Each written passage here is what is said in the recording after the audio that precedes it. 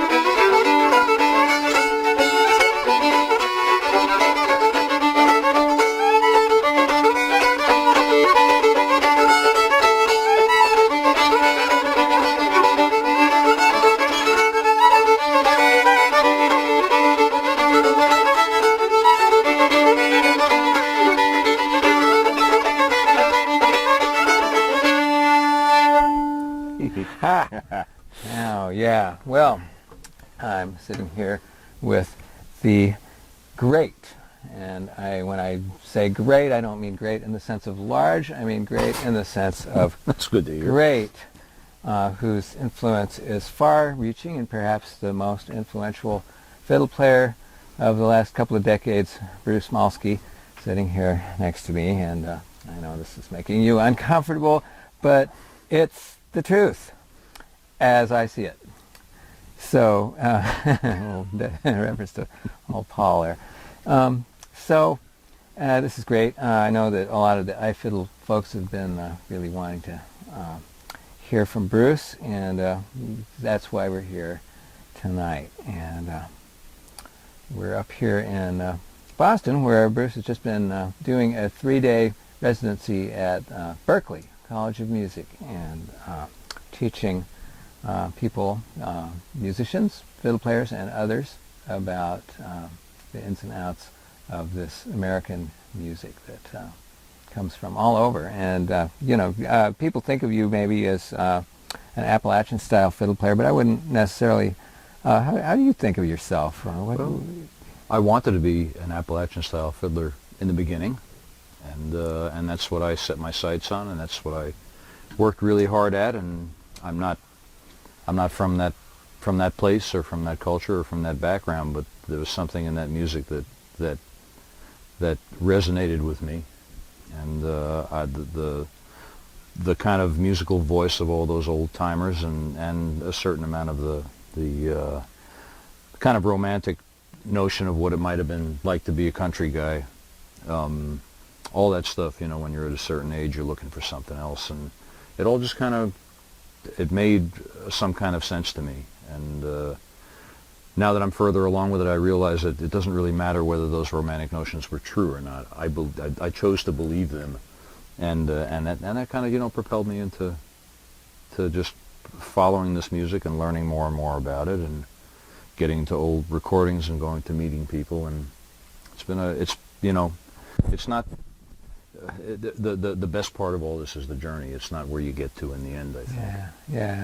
Yeah. It's funny, I mean, well, you like to joke that you are from the South, Bronx. but you made a journey down there when you were young, and lived with some of these fiddle players, and I really lived around them, yeah. And I wasn't the only kind of expat northern city kid that went down there to do that. It's not like it wasn't my idea. There were quite a few of us who did, and it was, once again, at that age, you're looking for community and for something in common, and this is very social music. It's all about getting together and sitting and playing tunes together and learning from each other and really being passionate and excited about this thing. And now, all these 45 years later, I still feel the same way every time I hear a new tune. That's exciting to me. I need to learn it. I don't want to learn it. I need it. I gotta have that. It's still that way. Yeah. You're one of those people that can really, can keep coming up with tunes. You know a lot of tunes. And, yeah, I like them. Yeah. It's really, there's probably no way to really put any kind of number on the amount of tunes, but I've been around you, and we've gone through 70 or 80 tunes in a very long evening of music, and it just didn't seem like there was any end to it at all. You basically quit when your hands start hurting, Yeah. or when it's time for breakfast. That's great. Wow. Yeah. Well, cool. That's great. I guess you first came to this music through recordings, right? And you've got some really wonderful things to say about what it feels like what it felt like to first hear this stuff. It was like, I've always loved music. I love music. I listened to pop music radio coming up in the Bronx. My sister tells me that by the age of 5, I knew the lyrics to every song on top 10 radio, and it always just made sense to me. Mm-hmm. And, somebody gave me a cassette when I used to play folk music and play blues. I started off playing blues guitar. Somebody gave me a cassette and said, "Hey, listen to this." There were 3 tunes on it. There was no playlist. I didn't know what they were, and turned out that one of them was a great African American string band called Gribble Luskin York that was recorded for the Archive of Folk Song in the Library of Congress in the 1940s, playing a tune called Rolling River. That was the first thing on the cassette, and I listened to it over and over and over. It was just there's a fiddle, a banjo, and a guitar, and it had this just otherworldly kind of tension that I didn't have enough knowledge of the style to know why it was hitting me that way, but I just had to listen to it and listen to it. Wow. And the second tune was Bascom Lamar Lunsford, who was a music collector and a native of Asheville, North Carolina, who collected a lot of music, and it was him playing and singing the craziest version of Mole in the Ground that you ever heard. And the third thing, I never found out what it was. But at that time, I started sniffing around and talking to people and going to the folk music jams outside of the gates of the college I was going to, that I didn't manage to finish going to. And I was led to the Anthology of American Folk Music, which is the first place I always point to all my students. Yeah. And that's, those of you listening out there are not familiar with the Anthology of American Folk Music, it's also called the Harry Smith Anthology. It was originally 6 LPs of commercial recordings made in the 1920s that were kind of curated, collated by this really eccentric visual artist named Harry Smith.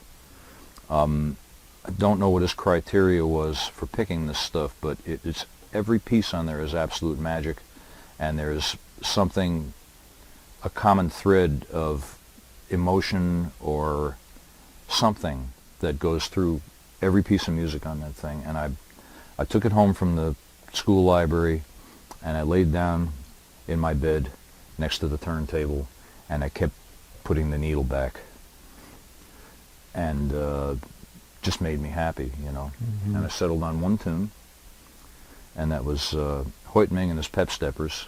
And the Pep Steppers were his wife and his wife's sister playing guitars and beating their feet on the floor, and Hoyt Ming playing the fiddle, singing, playing and whooping Indian War Whoop. Yeah. And right around that time, I had been kind of plunking around on the banjo, and a couple of months later I picked up the fiddle, and I decided I would try to sound like that. And I spent a couple of months trying to make my fiddle sound like a clarinet before I realized that the clarinet was because the frequency, the tone quality of those 1920s recording didn't get all the frequencies of a violin. So it was impossible to play it, but I tried. And that was the beginning of a slippery slope, very slippery slope. Could you just play a little bit of that Indian War Whoop? Obviously, it's not going to be the same at all, you know. And it's not a solo fiddle piece. It needs a lot of a very long, aggressive G chord slamming behind it. But what is interesting about it, it's an old-fashioned Mississippi style of fiddling, and the timing and even the intonation is kind of individual for that part of the country in that time. But I don't even know if I can do it justice.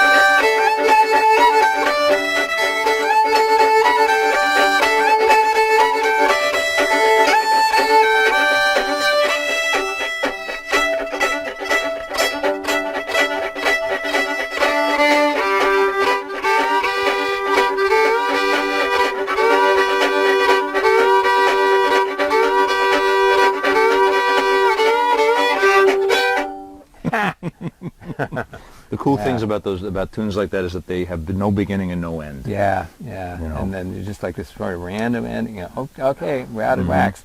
Yeah. Incredible. Yeah. So things like that, they're transportive. Yeah. If it's a language that you are interested in that moves you, it is to me. Mm-hmm. Yeah. So you started with the Mississippi style, and of course then you a lot of people really see you as an authority on this stuff, and then you do take a lot of care to research the tune and where it's from and everything. I'm not an academic. That's a qualifier for me. I don't have a university degree. I'm not an ethnomusicologist, or I'm completely an empiricist. You know, I've listened to all these recordings. I was lucky enough to meet some people who grew up before World War II changed everybody and had a really strong sense of their rural roots. And it's more than just music. The music is part of a whole kind of lifestyle that's really gone now.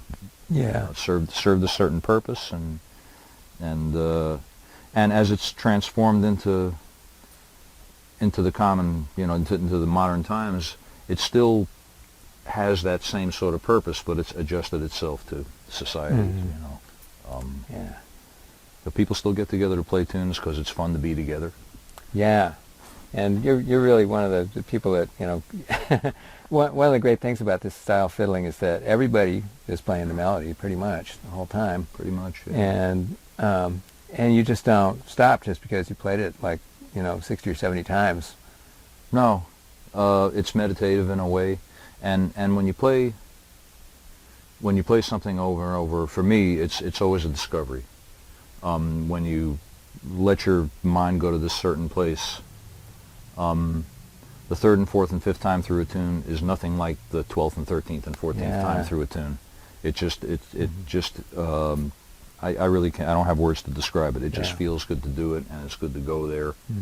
and it displaces a lot of the kind of pressures of everyday life, which I think is what it did for other people. It's dance music too, Yeah. you know. You know, they used to have this thing called a hoedown. Mm-hmm. It's a dance, you know, and you put your hoe down, you know, you over your day's work and you just do it. Yeah.